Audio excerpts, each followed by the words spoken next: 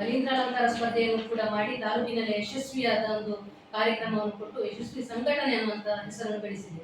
ಈಗ ನಾವು ನಮ್ಮ ತಾಲೂಕು ಮಹಿಳಾ ಘಟಕದ ವತಿಯಿಂದ ಮಕ್ಕಳಿಗೋಸ್ಕರ ಒಂದು ಕಾರ್ಯಕ್ರಮವನ್ನು ಹಮ್ಮಿಕೊಳ್ಳಬೇಕು ಅನ್ನುವಂಥ ನಿಟ್ಟಿನಲ್ಲಿ ತಾಲೂಕು ಮಟ್ಟದ ಚೆಸ್ ಸ್ಪರ್ಧೆಯನ್ನು ಮಕ್ಕಳಿಗಾಗಿ ಹಮ್ಮಿಕೊಂಡಿದ್ದೇವೆ.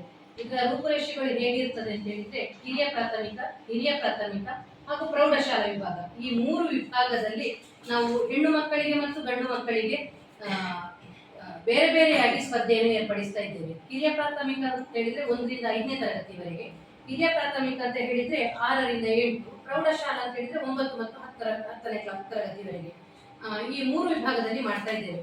ಇದಕ್ಕೆ ನಾವು ಗೌಡ ಮಹಿಳಾ ಘಟಕದಿಂದ ಏರ್ಪಾಡು ಮಾಡುದಿದ್ರು ಕೂಡ ಮಕ್ಕಳಿಗೆ ಜಾತಿಯ ನಿರ್ಬಂಧವಿಲ್ಲ, ಮುಕ್ತ ಅವಕಾಶ ಇದೆ, ಯಾರಿಗೆ ಬೇಕಿದ್ರೆ ಸಹ ಭಾಗವಹಿಸಬಹುದು. 100 ರೂಪಾಯಿ ನಾವು ಪ್ರಾರಂಭ ಶುಲ್ಕವನ್ನು ಹಾಕಿರ್ತೇವೆ. ನಿರ್ಣಾಯಕರ ತೀರ್ಮಾನವೇ ಅಂತಿಮವಾಗಿರ್ತದೆ. ಹರಿಪ್ರಸಾದ್ ಕೊಯ್ಂಗಾಜ್ ಈಗಾಗಲೇ ಎಲ್ಲಾ ಕಡೆಯಲ್ಲಿ ಚೆಸ್ ಸ್ಪರ್ಧೆಯನ್ನು ನಡೆಸಿಕೊಡ್ತಾ ಇರುವಂತವರು ಹರಿಪ್ರಸಾದ್ ಕೊಯ್ಂಗಾಜ್ ಅವರು ನಮ್ಮ ಜೊತೆ ಸಹಕರಿಸ್ತಾ ಇದ್ದಾರೆ. ಅವರು ಈ ಚೆಸ್ ಸ್ಪರ್ಧೆಯ ಸಂಪೂರ್ಣ ಜವಾಬ್ದಾರಿಯನ್ನು ತಗೊಂಡು ಮಾಡ್ತಾ ಇದ್ದಾರೆ.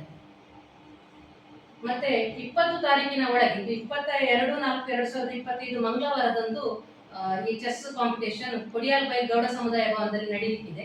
20 ತಾರೀಕಿನ ಒಳಗೆ ಎಲ್ಲ ವಿದ್ಯಾರ್ಥಿಗಳು ಹೆಸರು ನೋಂದಣಿ ಮಾಡಿಕೊಳ್ಬೇಕು.